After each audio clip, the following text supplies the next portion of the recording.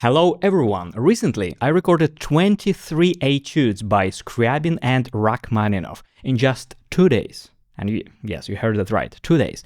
This was made actually for my first premiere release on my own new label, which I founded recently. So stay tuned for the updates. And of course, I'm recording courses on all these etudes right now, but it'll take a while, unfortunately, because I have over full time at a university and 2 upcoming massive chamber projects. So please stay patient. I work hard, but time is limited.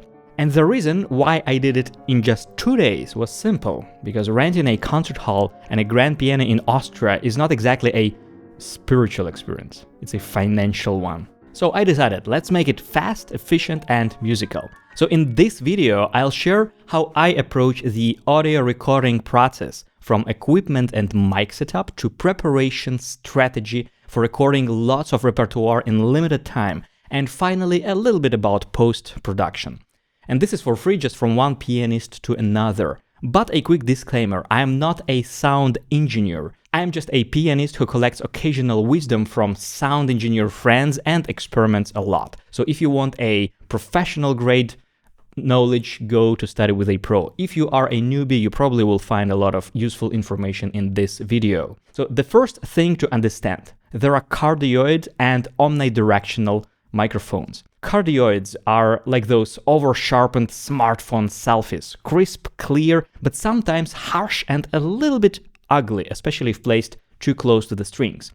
Omnis are like analog film, warm, natural, but they can sound bloated if used wrong. So here's my approach. I put a pair of cardioid mics fairly close to the piano, but I try to space them optimally about 50 to 70 centimeters apart, one pointing to the higher register, another to the bass strings. So then I grasp 2 registers, 2 contrasting registers, and crisp of them.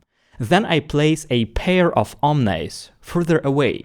If I like the room's acoustics, say a nice concert hall, I would put them probably 3 to 7 meters away. If the room is small and dry, and I don't really like particularly how it sounds, then probably just 2-3 meters away, just to get a warmth, a tone of a grand piano. In post-production, I mix the 2 pairs to balance warmth and clarity, crisp articulation, depending on the repertoire or even specific section, basically. I sometimes use a simple equalizer plugin to balance bass and top frequencies. Regarding compressors and limiters, of course, I use them very carefully, because they're like salt. Too little and it's bland, too much and you ruin the dish.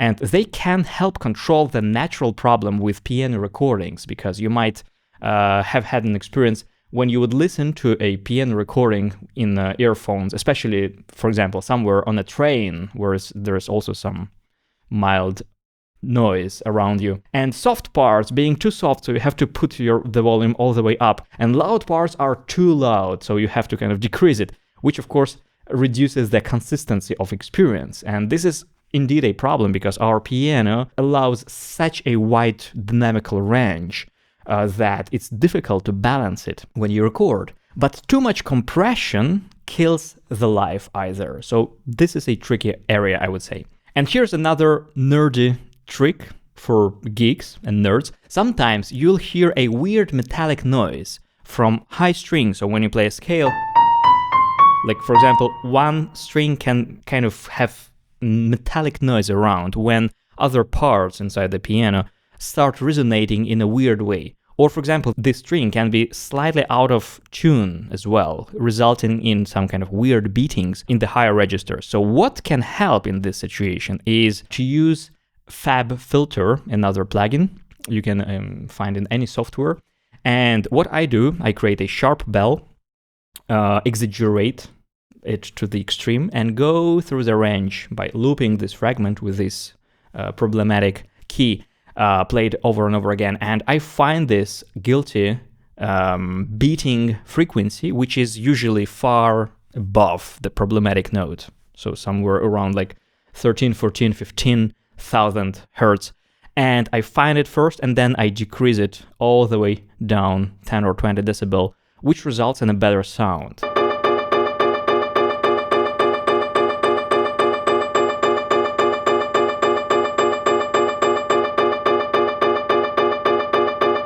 So this is another small tip you can use. It's like performing surgery on your piano's soul, basically. But mic placement is an art in itself.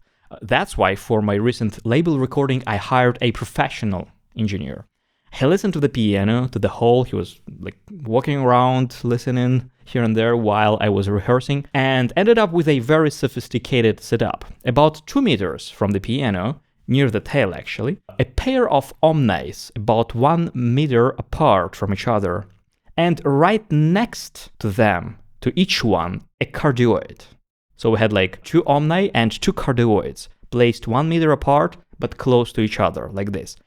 This allows to change the tone, basically, depending on the character of the section. So in the post-production, we're going to play around with the sound and see where it's better to use more Omnis and where it's better to use Cardioids, because they produce different color, basically. And then we used 2 more Omnis placed further apart from each other, but very close to the strings, to capture deep bass and sparkling treble. So in post-production, we can blend all these 6 microphones depending on the character of each section of the piece.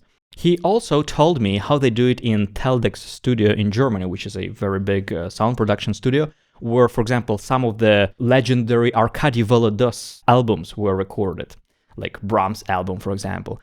And apparently, this studio, the concert hall where they recorded, is huge. And the mics are placed very, very far away and very high above the ground. And that's how they get that famous heavenly floating sound. So yes, we can get good quality at home or in a small hall, for example, but super quality, unfortunately, still requires superstar resources, great hall, top equipment, and of course a master engineer. Preparing for a live concert and preparing for a recording are 2 completely different sports.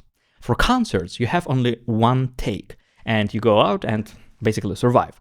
For recordings, you can take as many tries as you want, but what is important to remember is that every try still costs energy. So when I perform live, like for example, I will perform this program with Scriabin 12 Etudes Opus 8 and Rachmaninoff 9 Etudes Opus 39 next season in Italy, opening one festival.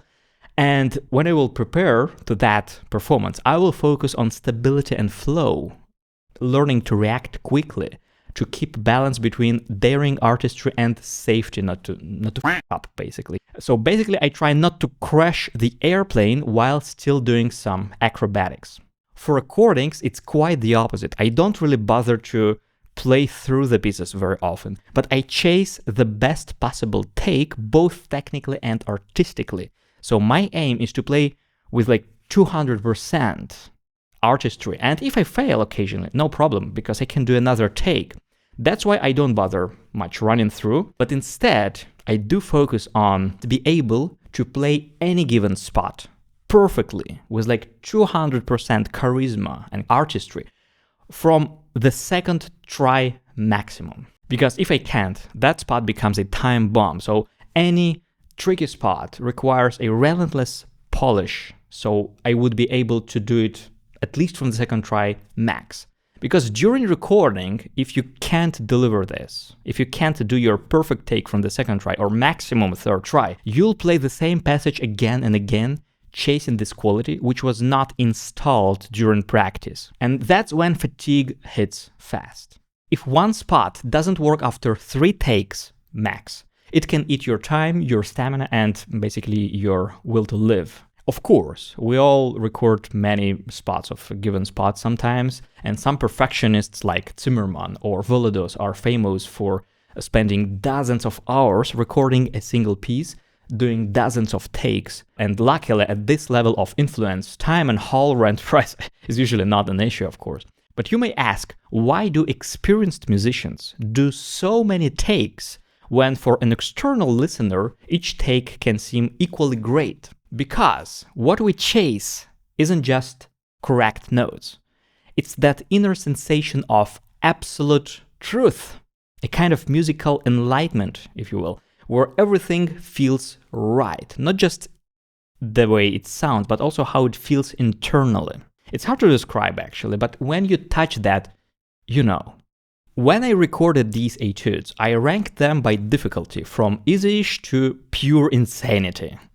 Here's my logic. I start the day with something moderately difficult to warm up. So for example, when I was recording 𝙀𝙌𝙐𝙀𝙀, I would start right away from etudes number 1 and 2. When I was recording Rachmaninoff, I would start with number 8 in D minor. And then, as soon as I feel good, but not tired yet, I go for the wildest etudes before lunch. And this is essential for me to get all the craziest stuff before lunch, because you may notice that after lunch, your energy levels deplete. And this is why statistically, most daytime car crashes and unfortunate surgeries, they actually happen between, let's say, 3 and 5 p.m. because this is a natural time where our concentration fades and we mostly digest.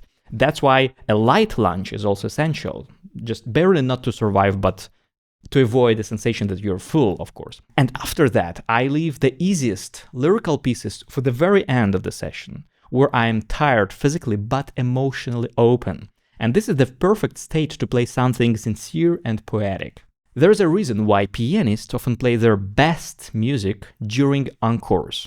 You've probably seen that, yeah? When you go to a piano recital and a pianist struggles through the whole program, playing a heavy repertoire with a lot of tension, with a lot of effort, and then at the very end, when they go to play an encore, they suddenly play, let's say, a Chopin nocturne, like pure magic, unforgettable, right? That's because when the pressure is gone, you can play with honesty and ease. You all know how serious I am about efficiency and healthy technique.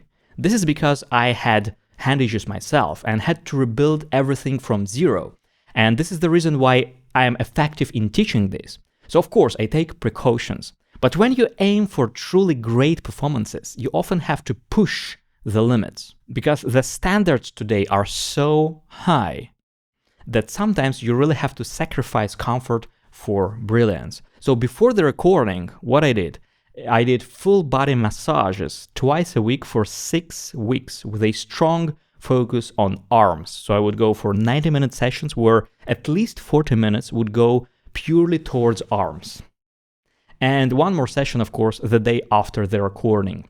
And it was absolutely worth it, I have to say, because I felt how my stamina and recovery improved drastically. For example, on the second day, when I recorded Rachmaninoff Opus 39, number 3, this famous etude, a true monster that tortures your fourth finger, which you have to voice all the times over a very dense texture.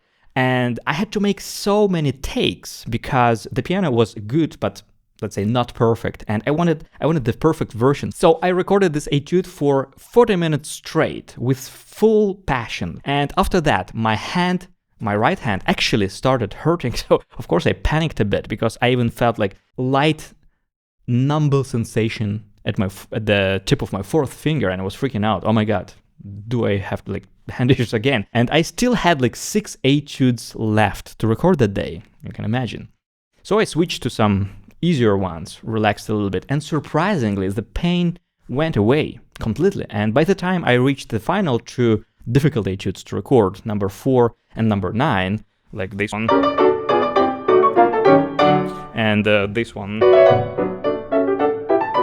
So by the time I recorded these 2, I felt completely recovered and could play them effortlessly, and I had a sensation that I can play them all day without any fatigue. And I think that it's also because I was doing such an intensive massage weeks before the recording. And that's why physical and mental preparation matters so much. So of course, I also practiced meditation and workouts just to stay calm, centered, and to be in an optimal shape overall. If you are editing your own recordings, you need to know where and how to cut. I prefer doing longer takes and fewer cuts. So during the recording, I would rather try more times the same section, but make sure that I have a long section, really having as little cuts as possible. But if I must cut, I do it right before a loud chord normally, because it's easier to hide. And then I listen carefully and apply a crossfade to make it smooth. And you really have to listen carefully because even 1 millisecond makes a difference sometimes. You also need good reference earphones or great speakers for this work. And when I record, well, first of all, I have a skill of being really sensitive about the results. So just depending on how it sounds, I already know whether it's my perfect take or not. Furthermore, even if, for example, a spot is messy and I'm not completely sure that everything is 100% precise, but just using my kinesthetic sensations also as a reference, I can say that it probably is not perfect. And when I listen back, in most cases, yeah, there is like one finger barely slipped, but already kind of touched the next key. So I use both kinesthetic and ear control when I record, and when I play, I already know whether it's a perfect take or not. That's why I personally don't bother to play the whole piece, as some people do. Some people play the whole piece and then they patch the sections which didn't satisfy them. I prefer a completely different approach, which works for me and doesn't work for some other people. I start playing a piece and I just play it till the moment where I think something went not perfect.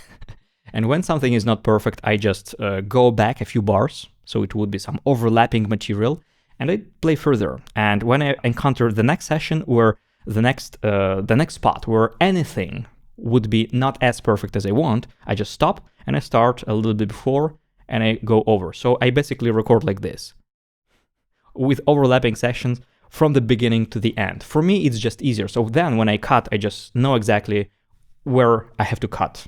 But for example, of course, I would never cut in the middle of a long pedal, because the resonance between the takes would sound different. And of course, I would avoid cutting in the middle of the phrase, because sometimes you play twice with a different dynamics, so then you can hear the difference if you attempt to cut in between. So I really go for this section after section approach, where I would cut with larger sections and just have a few bars overlap for safety. And luckily, I tend to play with very stable phrasing and articulation. So sometimes I can do like 5 takes of the same spot, and even I can barely tell the difference. So it's basically the same dynamics, the same rubato, the same everything. So you can just cut whatever. And that's a skill I developed through competition preparation, chasing that repeatable perfection where you plan everything carefully, even rubato. And if I have, for example, a different option, if I want to do a different rubato, I would work on it as relentlessly to make sure that a different rubato still would be kind of calculated. So, to sum up, recording a big repertoire in a short time is like running a marathon while sculpting marble. Physically demanding, mentally intense, but deeply rewarding when you see the result. If you are planning your own recording, I hope some of these tips will help you avoid pain, save time, and get a better sound. And if not, well, at least now you know how crazy pianists can get when we chase the perfect take. Thank you for watching this, and if you are interested in my in-depth courses on piano playing, please check out them following the link in the description.